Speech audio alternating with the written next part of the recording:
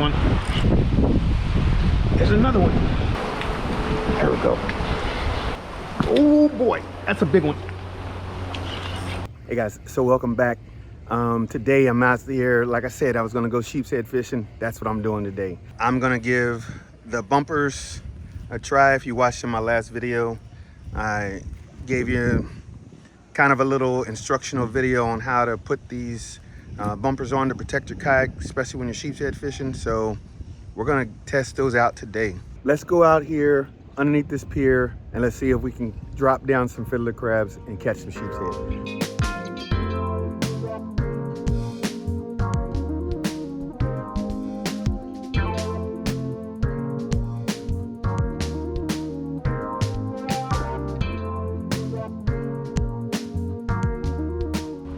All right guys, I have arrived at my destination. I'm gonna grab me a fiddler crab, and as usual I'm using a sheepshead style jig, and I'm just gonna go next to these pilings. Right now the tide is outgoing, and so I need to put that right in the middle, but I'm gonna go right in between these pilings just to start off to see where they're at, see if I can get a bite. I know that right now I'm seeing a lot of grass over here, which is going to cause a little bit of an issue, but we'll see. With sheepshead fishing, guys, you got to have a lot of patience. I'm going to tell you now, because one, trying to figure out where they're at, because they can be on one side of the piling and not the other. They could be suspended.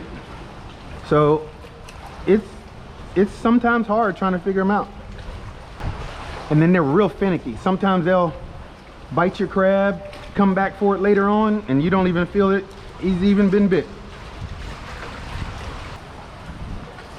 Sometimes I'll raise my rod up and then let it go back down, because there it is. There it was. He bit it on the fall. And that's what you'll get sometimes.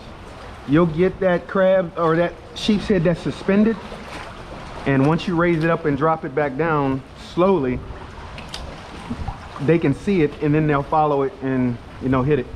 So that's exactly what just happened. Let's see if we can do that same thing but actually get one. He didn't seem that big. You know, it's funny, sometimes you come out here and you start sheepshead fishing and you just start catching them immediately. Other times you come out, you don't catch anything for the longest, and then all of a sudden the bite will turn on and you just catch them back to back to back. So that's why I said in the very beginning, gotta have patience in sheepshead fishing. Gotta have patience. And guys, you want to get the crab as close to the piling as possible. That's where they're at. Their sheepshead are sitting there biting the barnacles off of the pilings, and they're expecting things to fall down. So that's where they're at. That's where they're hanging out. So you want to get that crab as close to there as possible.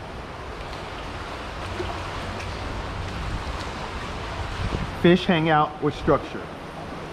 Oh boy, that's a big one. Ooh, he hit it on the fall. That's a snapper. Oh, it's a grunt. Oh, shoot. He hit that thing hard. Holy smokes. That one shocked me because he just grabbed it and took off with it. It wasn't like I didn't know what it was, but it's a grunt. And he cut me up too. He frayed me. He frayed me pretty bad. But that is a grunt, guys, and there's actually no size limit for these. They actually taste pretty good. So I'm gonna keep this one because he's not too bad. He's about 8 inches or something like that. Let me see. No, he's about 10 inches. Almost 10 inch grunt. I'm gonna keep him. Yep, first keeper fish. Not what I'm looking for, but I'm gonna keep it anyway. All right, I am tied back up, guys, and so it's a good time to talk about my gear. I believe it's a DW jig. I'm gonna put this link in the description, but it is a 3/8 ounce. I'm using 20-pound mono just to see if I can get away with it, because it's pretty clear.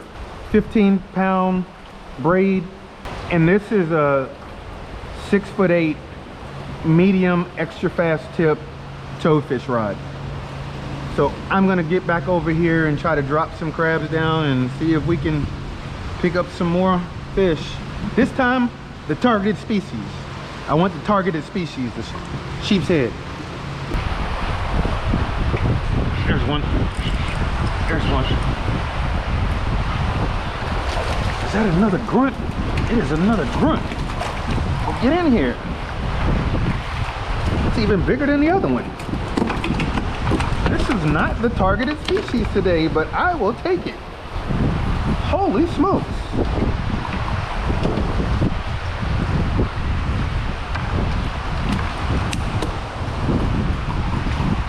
I mean, that is a decent sized grunt.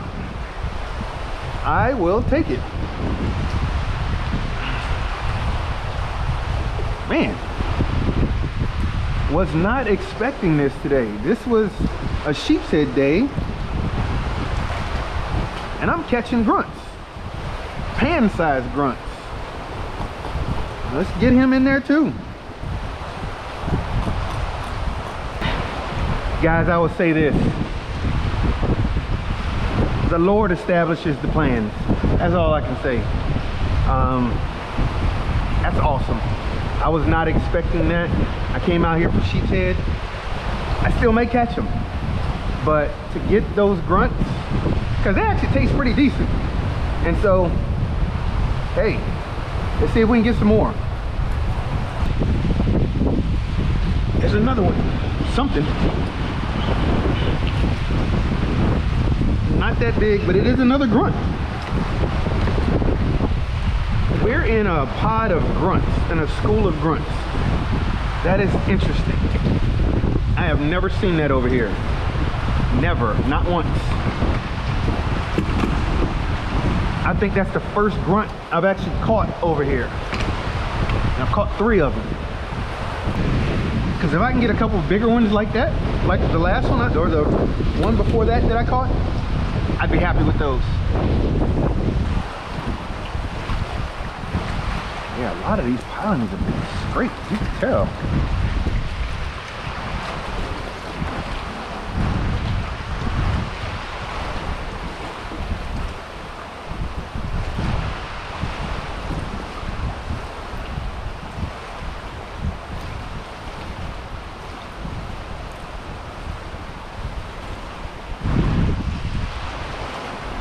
There we go. That's a fish. There's my first sheepshead.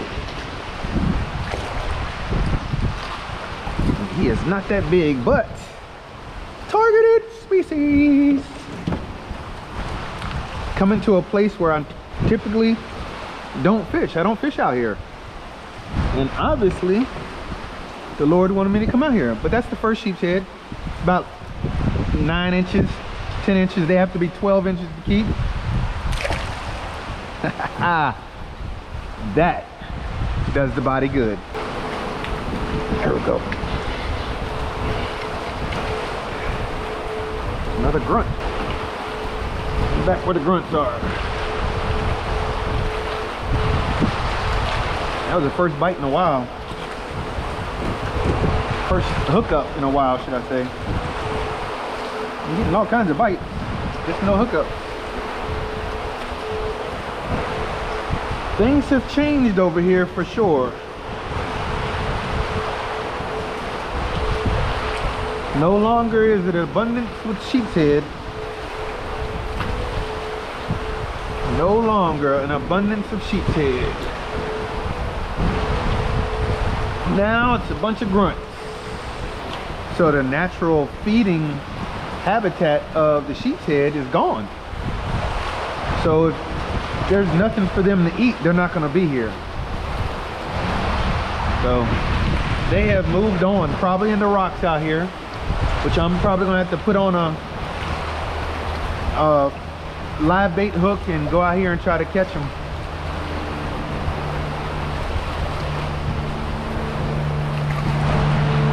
Because they are not here. I wish I'd have realized that like 3 hours ago.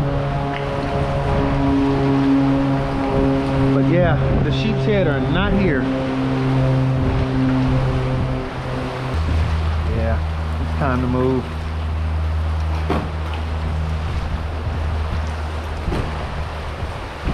Guys, it is time to move. I should have moved a while ago. I was just being stubborn.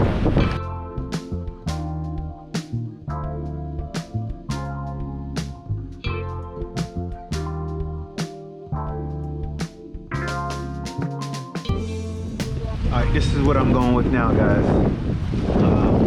Octopus circle hook, one. Actually, it's a 1/0, and then a little tiny split shot. So I'm gonna try to drop these crabs down here by these rocks because there's no habitat for them over here underneath the pier. Absolutely none.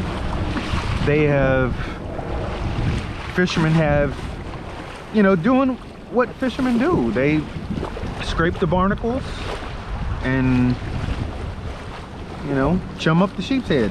That's what you do. And so until that stuff grows back, there's not gonna be many sheepshead over there. They're gonna be over here by these rocks probably, or over there by those rocks.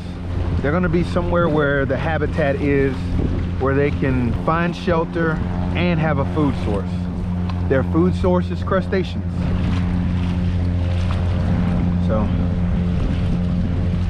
we're gonna see. We're gonna toss these around over here, around these rocks. I know there's plenty of sheepshead over here. It's just getting stuck in the rock, so that's the thing.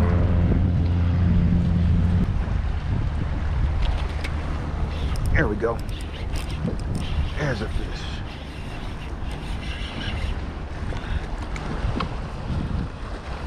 Is that another grunt? I am catching all kinds of grunts today. There is no size limit, so I'm just gonna start keeping them. They're biting over here, so I'm just gonna keep it. I'm not gonna bleed this one. Throw him back in there. I was able to get that one. I strung the crab from one side to the other, and I wonder if that helped. I was able to hide the hook a little bit. So let's see. Let's go back over here. Let's see if I can repeat that, but then hook up.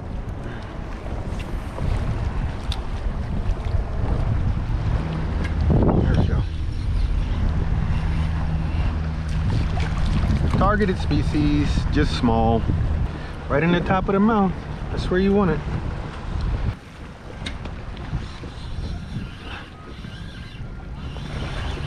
Got something. Is it a tiny sheepshead? It is a tiny sheepshead. But it is a sheepshead. Just super tiny.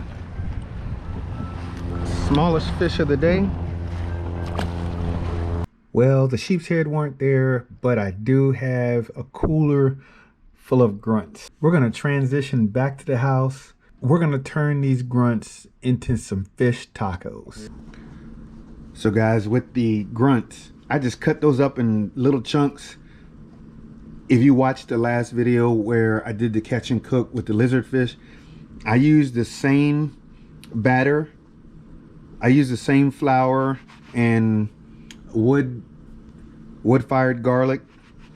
And so I'm gonna do that with a little bit of broccoli, and we're gonna make tacos out of these. It's gonna be really good, trust me.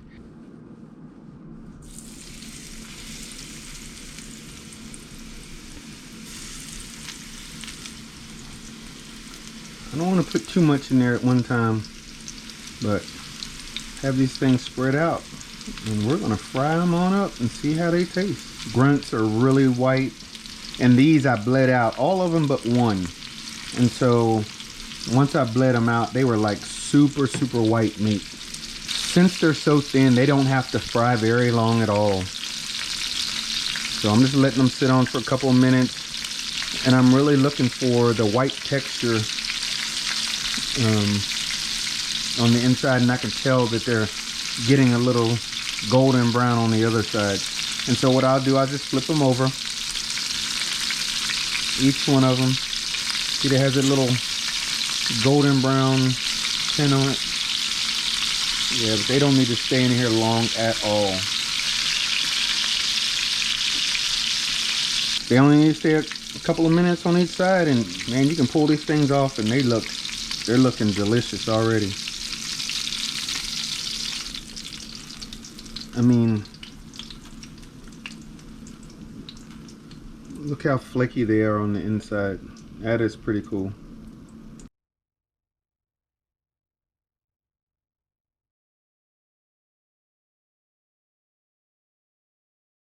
So now that the fish is done, we're just gonna make simple tacos. All I'm doing is have the little tortilla. I'm gonna put a little bit of cheese on here. I'm using this Mexican blend cheese. Gonna drop a little bit of that on there.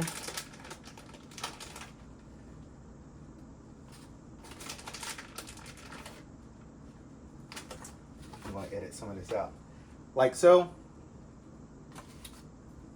I'm gonna grab a couple of these, drop them right in the middle.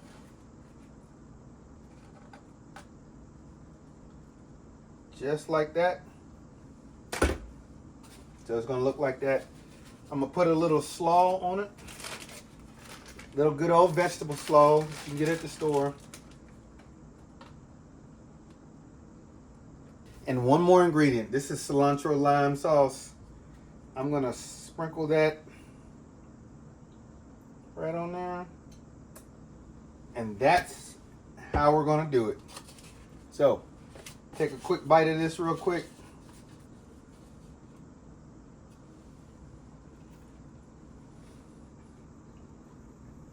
Oh man, that's good. That's good. That's real good. Man, guys, you gotta try this. So, thanks for staying with me, guys. Hope you guys liked this video. If you did, give me a thumbs up. I'm gonna go ahead and eat. See ya.